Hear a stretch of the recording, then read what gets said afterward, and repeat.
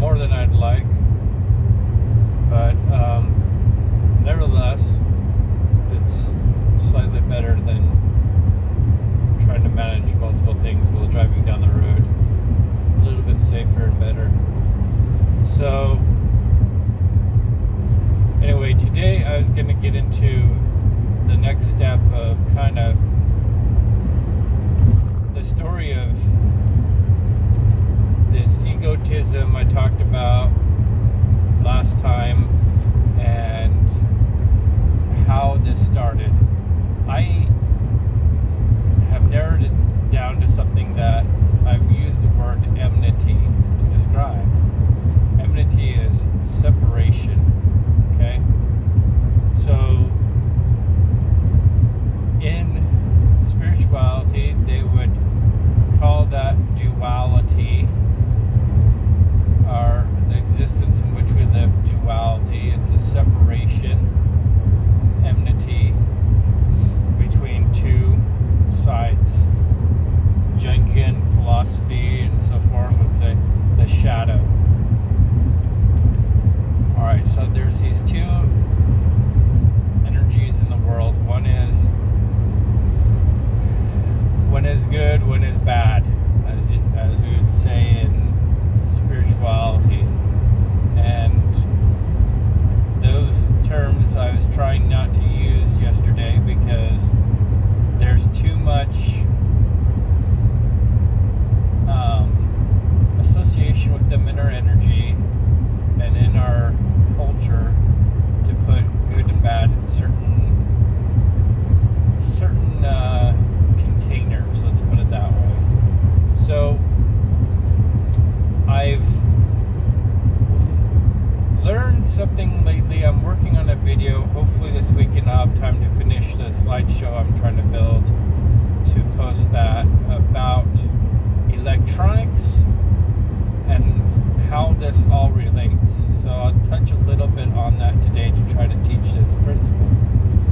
So in electronics, we have a current that's called alternating current, where electricity pulsates between positive and a negative. So since it's never really positive or negative, when we're doing electrical work on a AC circuit in a house, we, instead of calling one side positive and one side negative and getting confused, because alternating current alternates those two polarities, we would call one wire, one source hot, and one wire neutral. Okay? So this is since I'm going to teach more on this electronic theory in other videos, this is a good way to start out and explain this. So if we call one side a hot wire and one side neutral, this makes a whole lot more continuity for me. That's another electric term to try to explain the difference of dualities in our world, okay? And so in pure duality, there's not really a bad or a good. There is just opposites. There is duality is not polarity. So there's just two sides of the same coin. That's usually how people describe it, two sides of the same coin. In other words, in an electric circuit, you have one wire that gives another wire reciprocates and gives the other side of the circuit and returns the electricity back to ground, completes the circuit. So this was first exhibited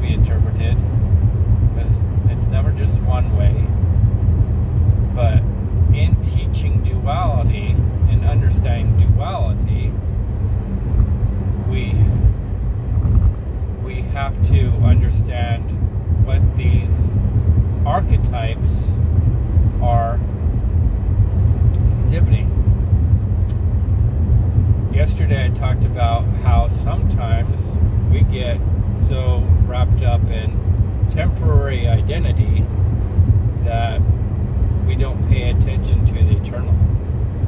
So in the eternal sphere, regardless of what biological sex you may be, that you have energy, both masculine and feminine energy within your body. Okay? And now we would further infer, and I will have to do another video on this, and it would be true that whatever your dominant source of energy is, okay, that's what your physical form manifests as. Okay? So whatever your dominant source of energy is, your physical form manifests as that. Is what Jesus talked about. A apple seed doesn't grow a pear tree. And so our on the energetic side of this, I don't want to get into that this video. On the energetic side of this, when we're talking about these two archetypes, sorry about my voice, a little phlegm. I am a human being, not an AI. I apologize for my humanity. Joking. The masculine energy, portrayed as Adam, and the feminine energy, portrayed as Eve,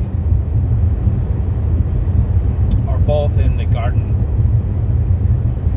And the masculine energy is the kind of the take charge, presiding energy that gets things done. It's very literal and hey, this is the way we do things. It's very exact. Arcturian energy, masculine energy, is very, very direct energy.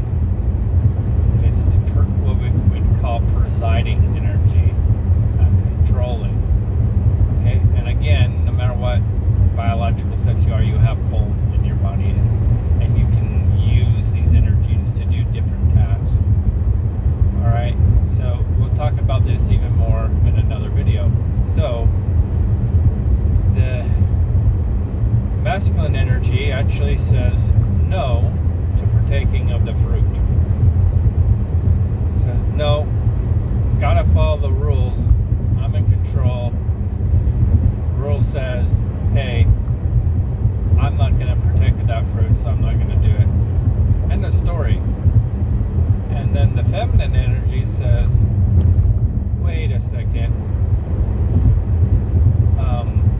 this will help us, nurture and teach.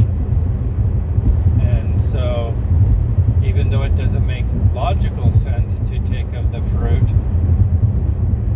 and that's what the masculine energy said, this doesn't make logical sense. Sorry about that. I'm not going to check those messages right now. Even though this doesn't make logical sense, the best thing to do is to allow duality into the world and have this source of knowledge in order so that we can nurture our children, nurture and take care of. Alright, so like I said, that's one of the ways we look at this. This is, hey, actually, we want duality. We want there to be this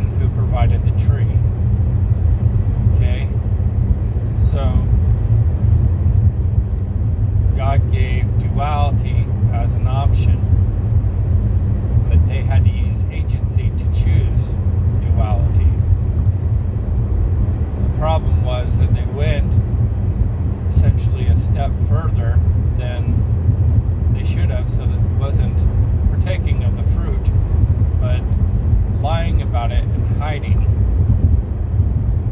That really presented the problem, because an enmity had crept in. And there's Gnostic interpretations and everything else of this, but let's not make it confusing.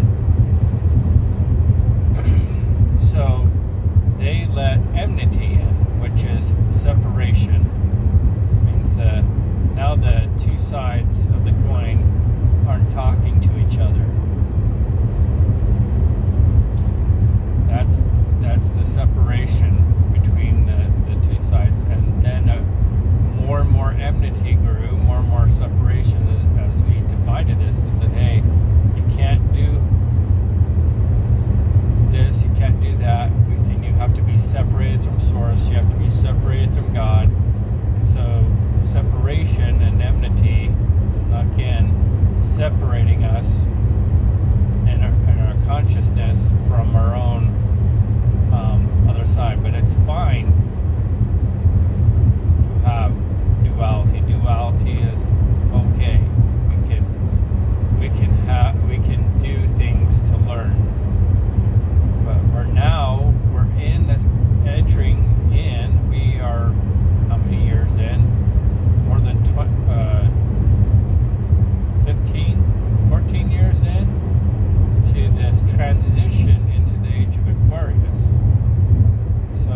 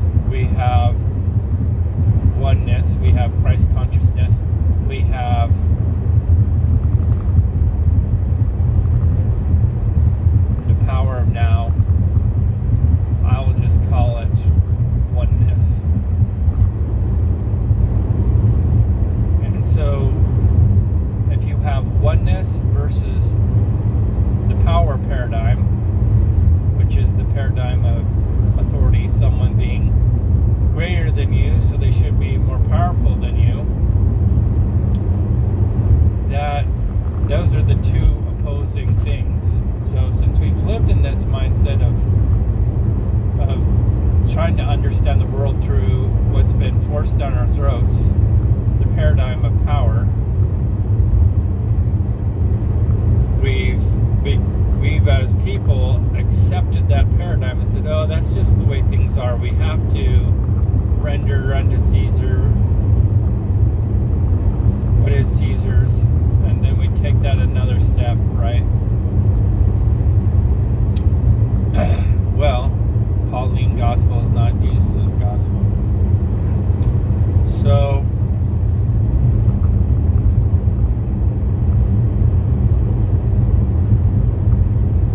whether or not I want to get into that part of it, but let's go. I'm already at 20 minutes, so I've got to wrap up this video before it gets too long. So the power of politics of government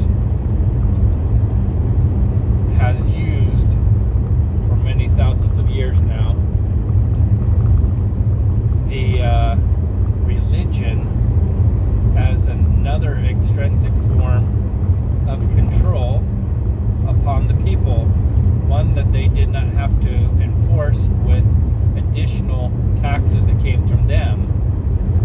The church could enforce obedience with and withhold tithes and offerings without the government looking like the bad guys. So the governments of the world, the monarchies, and the powers began a couple thousand years ago to use the paradigm of power and authority to step in between you and source, you and God, and take power for themselves. And so they put into our mindsets, into the way we think and perceive reality, that we have to use these paradigms of power, these lines of authorities, these specific ways of getting things done, and we have to go through them to get things.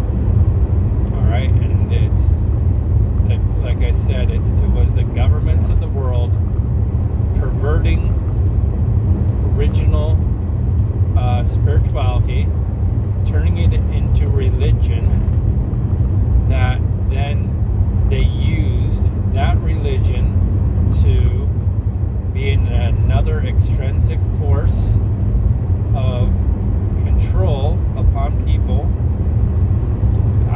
outside of themselves to control the people. So they took something good and they used it as a means of control. It doesn't mean all religions are bad. Religions can serve as a pathway to God, to help lost people get there, and you can use it. I used religion in my life to get from one side of the room to the other, and then I got to the other wall and I had to keep going. I had to keep going. You can't just stop there. So they were unfortunately using religions to control the people, control the way people thought, and enforce obedience, and keep people in control through religious beliefs of obedience. And it's like, well, God will get mad at you if you disobey. And so that was another way of controlling, without using an army, without using as much power and money. And then the church could self-sustain itself because it had its own tithes and offerings. So they subbed out, in construction terms, I'm in construction, they subbed out some of the control and manipulation of the people to religion. They hired a company and outsourced some of the control of the people to religion. So take it as you will. That was a widening force in our psyche and in our psychology that increased the enmity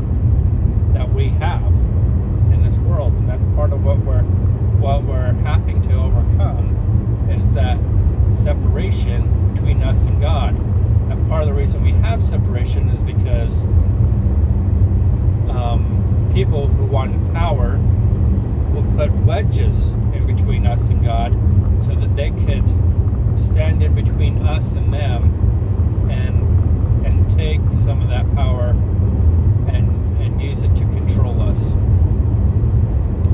We're waking up out of that consciousness now. We're moving forward into a new day and a new way of doing things. We don't have to